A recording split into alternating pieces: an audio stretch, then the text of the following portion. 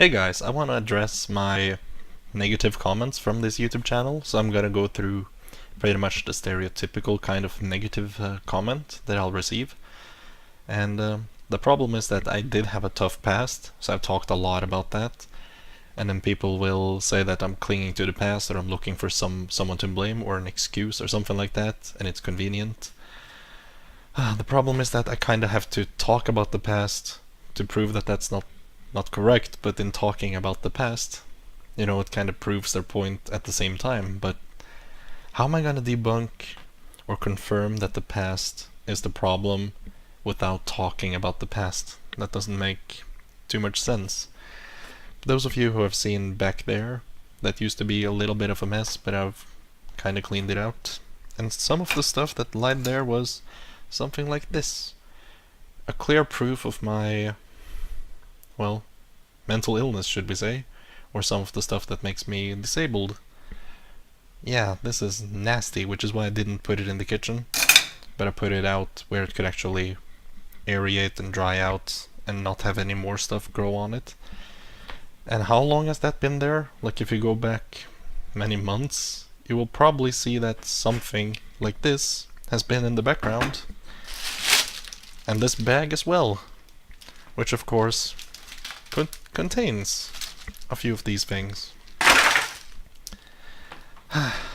But yeah, whatever. Let's get the past out of the way, right? To confirm. So when I was 20, turning 20 years old, I had 10 medical conditions at the same time, more or less. Half of them had probably not been officially diagnosed by a doctor. But hey, I studied medical school in medical school, and I proved that within 3 months of being there, I did a better job than my doctor, so take it as you will. But while having 10 medical conditions, I also became disabled and had to starve for 4 months. And 2 of those 4 months were with my mom, a very, very toxic person who let me starve knowingly, but also unknowingly at the same time. Because her personality is not that of an abusive person, so when I say that she has abused me in some way, at least after the age of 20, it's been like a subconscious thing where she does it without thinking, and when I talk to her about it, it goes in one ear, out the other.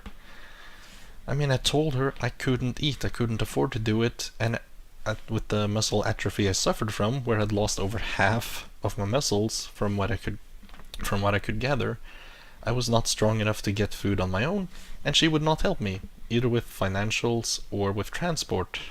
And yeah, when she chooses to buy a house at the top of a mountain, it's quite the problem for someone with muscle atrophy to have to walk hundreds of meters down a mountain to get groceries and then carry them back up. Because it took me maybe 5 days to recover from the heaviest of the grocery trips. And if I got only one bag, it would take me 2 to 3 days to recover. But if I had 2 bags, it would just be 4 or 5 days, just flat out not doing too much, and I was just trying to survive. And once I got welfare, stuff got better. It was a lot better. I could actually eat. I could afford to buy junk food, sadly, for the first month or so, because I needed to get fat on my body. I knew I needed to store energy, so I bought the lightest stuff with the most calories. Before that, I had bought the stuff with the most calories per dollar instead of just calories per weight. But finally, at the age of 21, I moved into this apartment, and stuff has only been improving. It's improved a crap ton, actually. But yeah, some people say I blame my past, and I guess I wanna get the way past out of the way, because I say the government owes me this and that, and I know some crazy people say that. Lots of people with, well, should we just say people who believe in those theories that are not necessarily true? What are those called again? Conspiracy theories? Yeah. People with tinfoil hats? No, that's not me. Because I know my doctor was employed by the government, so if the doctor didn't do his job, whose fault is it? Government. When teachers did something wrong, who were employed by the government, again, that leads back to the government. And what about the children or the teenagers that did me wrong, who were my classmates? Well, that's happening on school property, and the school's owned by the government. Therefore, it leads back to the government. And I was also left defenseless, but that goes back to kind of the doctor and the teacher, because these two groups of people should have noticed I was defenseless already at the age of 13-ish, where I should have been 250% faster than what I was. Like, it would have taken 2.5 of me to lift the amount of weight I should have been able to lift at that weight, at that age. Yeah. But doctor, teacher, classmate, the next bad thing I had to deal with was my Bechdev's disease gene, which kicked in at age 8, if not sooner. And normally you get this illness in your 30s, but I got it at the age of 8. And the next bad thing was my parents, which obviously didn't do what they should have done, and often just said that I had great imagination, instead of actually taking me to the doctor, where a blood test could prove I had a severe illness. But then you have my grandparents who knew about this gene and told nobody. They had several children, and those children had several children again. And only after I self-diagnosed this illness, basically, it was not quite self-diagnosing, but rather I found out I had the gene in my blood. I was positive, then checked out the illness, and I told the doctors, I think I have this, and the doctor said, no, you don't, and I said, yes, I do. And after medical trials, yeah, it turned out I had the illness, and the injection increased my strength by 20 times. Because, yeah, I had lost 95% of my strength, speed, agility. Crazy shit, right? But yeah, my grandparents knew about this, and they knew about my symptoms and how I was constantly collapsing, because the pain hurt so much my nerves shut off. But they did nothing. And the 7th big bad thing in my life was the university that lied to me, didn't let me drop out for free like they promised. Like they said, if I became disabled while studying, they would allow me to drop out for free. They didn't tell me that this offer was only good for 2 weeks, so I assumed it was a permanent thing. It was not. They told me I was to pay £800 to be able to drop out, so I go to pay. But the lady behind the screen, she empties my bank account into the negatives, so far into the negatives I would not be able to buy food with that bank account again for several months. But luckily I had a UK bank account where I could buy 800 calories of food for the next 60 days. Well, 800 calories per day. So yeah, that's how I went from 77 kilos with a lot of muscles, a nice big biceps, way bigger than this, down to 50 kilos with like much smaller biceps than that even. And that's how I ended up with stretch marks all over here, stretch marks all over here, stretch marks on my legs, my belly. Because yeah, once I got food again, I just shot up to obese as soon as possible, basically. And that's scary, because 2,100 calories was what I ate, and somehow I went from 50 kilos to 104 with 2,100 calories per day. And since then I've tried going as low as 1,500 a day, and I have felt like shit when doing it. But I have lasted 3 weeks on such a low diet and seen no change in my weight. And well, and then after moving into this apartment, or well, it's not just after this apartment, it was once before moving into this apartment and 2 times after, I worked in different companies. And when I was supposed to work 3 days a week, I showed up on average 1 day, I think. 1 day on average. And when I was supposed to work 2 days a week, I showed up on average of like, I think 30% or so. Yeah, if I remember right, the first job, 3 days a week, I actually showed up once a week to once every other week on average. Like I started out showing up 3 times, then 2 times, then 1, and then I don't remember after that. But you could see a decline rather quickly in my health. And kind of the same thing happened when I was supposed to work 2 days a week, where I got slowly worse and worse. But then finally, after a year of vacation time, I think, where they didn't ask me to work at all, then I was supposed to work 1 day a week, And even then, I had gone from working, I think, around 20% of the time in that job, 30% in this time, in this job, I mean, to working 40% of the time when having 1 day a week that I was supposed to work. And I loved the job, it was fantastic, I loved the people, and I made a genuine effort to get to work every day I was supposed to.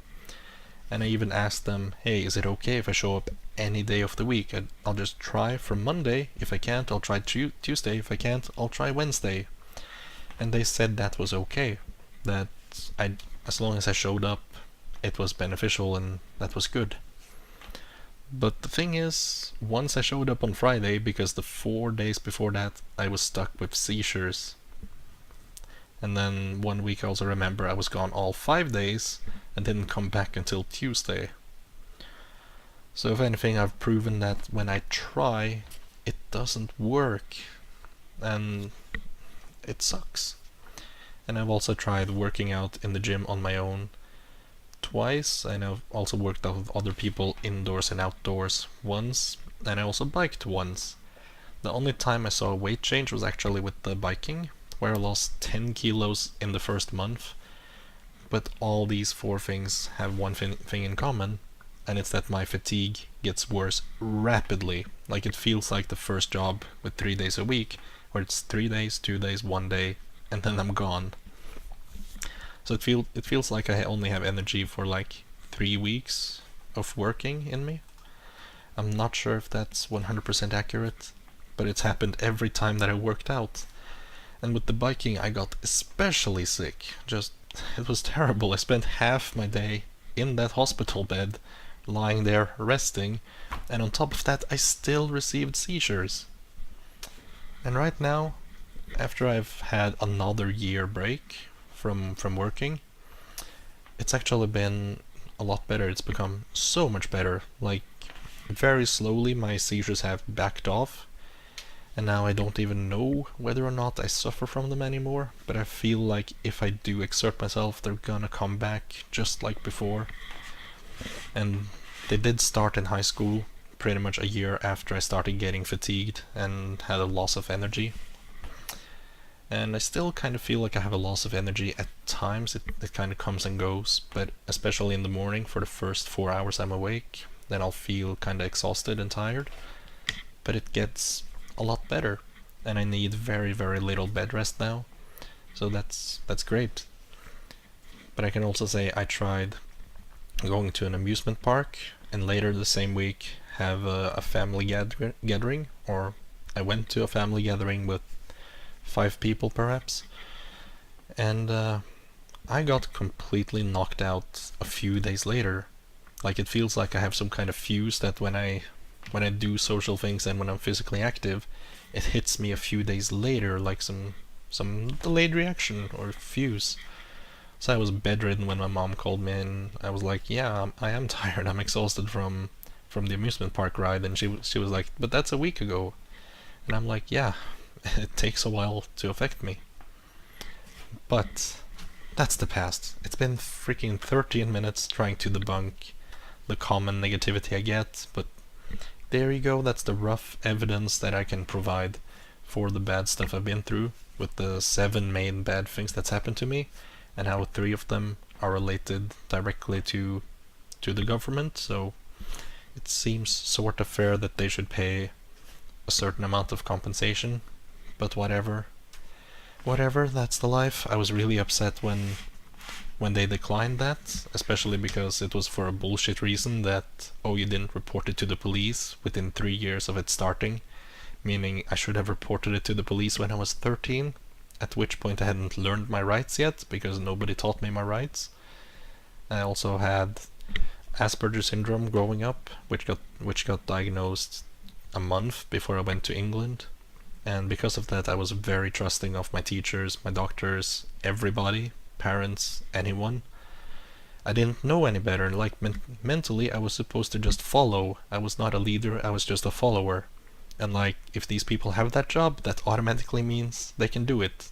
That was my mindset, and that's why I got so screwed. That's why I got screwed, really. couldn't help it until I got it diagnosed and started working on it myself, like self-therapy, and also got some help from my psychologist, who I have been speaking to for 5 years. She's really nice. She helped me out like so many times. Love her. But yeah, now, what's today like? Let's focus on now. Screw the past. So let's see, I've bought a 3D printer, I've set up my computer, I'm gonna buy a new SSD, or rather my first SSD. It's gonna be great. I'm saving up for an Albion sword, but I'm thinking that's gonna be delayed by 6 months to a year before I buy it.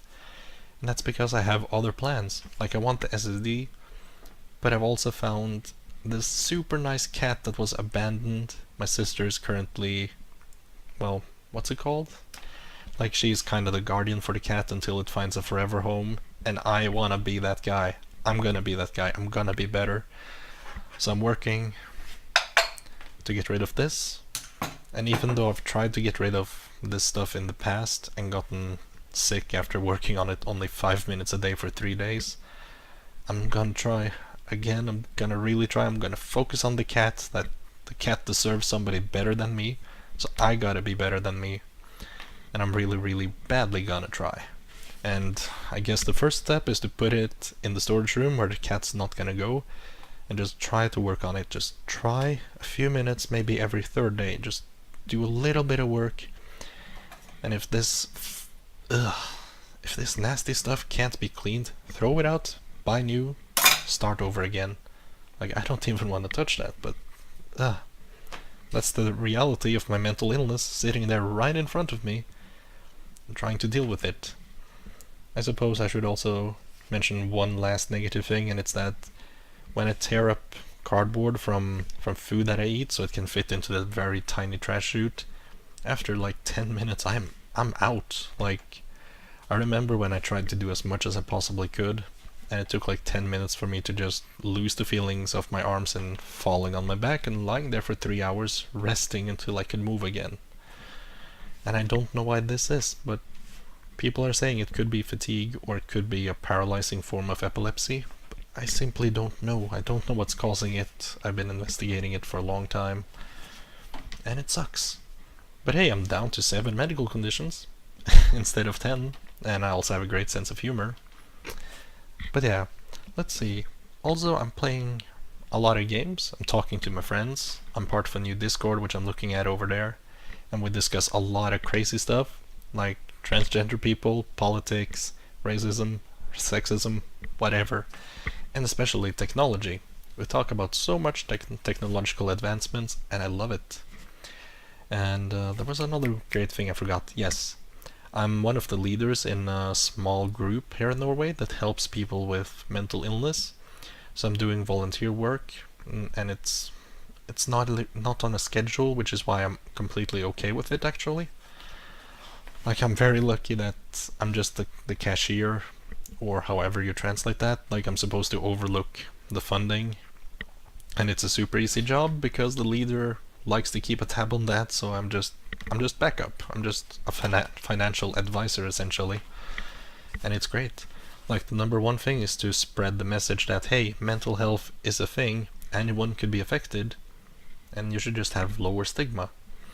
Number two is, of course, to have fun in a safe environment. So we create a safe environment together where everybody can come and meet. It doesn't matter if you're sick or not.